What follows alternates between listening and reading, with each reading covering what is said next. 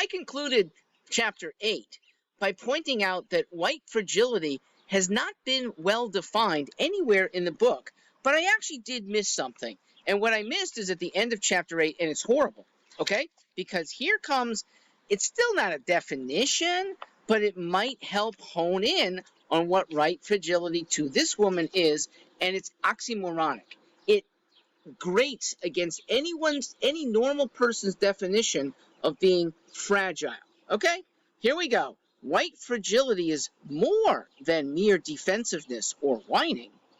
It may be conceptualized as the sociology of dominance, an outcome of white people's socialization into white supremacy and a means to protect, maintain, and reproduce white supremacy. Well, that is as big of a bullying statement and almost the opposite of what fragility is meant to mean. But she's all over the place in the first place, okay? Using emotional cues. That ended chapter 8. Let me take you now to chapter 9, where another definition is not well defined, and it's important. It is what is racism? And to Robin DiAngelo, here's an element. It's well, you decide. All white people are invested in and collude with racism. Now, if that's really a definition, then there's no such thing as a white non-racist. And so you might as well just say white. Okay?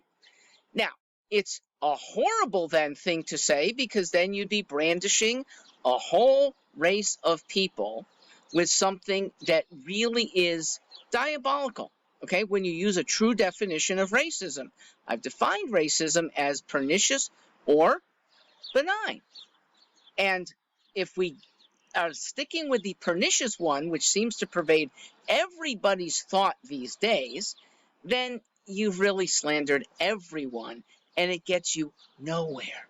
All right, speaking of getting nowhere, take a look at how the editors have just, I don't know what they're doing here, because editors are supposed to make their authors look good, or at least decent. Well, they've allowed Robin DiAngelo, who conducts seminars, to be portrayed in the most horrible light, okay? Look, sometimes writers get carried away and need to get reined in. So this probably happened, but I don't think she should be proud of it. Ready? She discusses a seminar where there was an interaction of employees, a white woman she calls Sharon, a black man she calls Jason, where white fragility erupted. And she said, the point is that feedback is now lost. Others have turned to defend one another. The original people angrily withdraw, and, quote, hours must be spent repairing the perceived breach. Pretty ineffective seminar, huh? It's worse, though. Ready? As she then says what's going through her head. I think to myself, quote, you, the employer, asked me to be here to help you see your racism, but by God, I better not actually help you see your racism. How freaking condescending, and how irresponsible an editor can possibly be.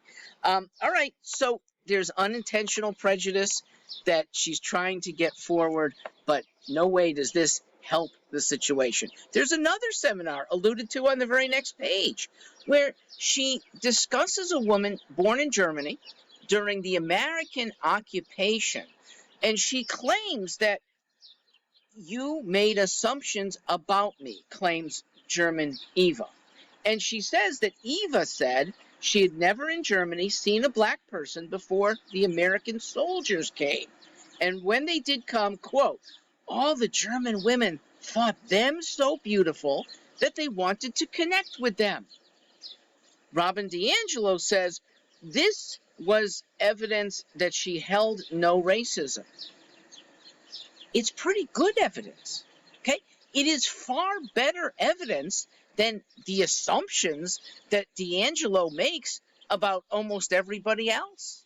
If you can't trust a well-meaning person's recollections, then it's not worth probing, because otherwise you're taking your inborn assumptions, applying them to a stranger in negative ways. Nobody should be allowed to do this, okay? Until you find that your subject is lying to you, there's no evidence of this, please trust and interpret from there if you need to. I'm Mark Stewart Greenstein. I thank you for this journey. Chapter 10, next.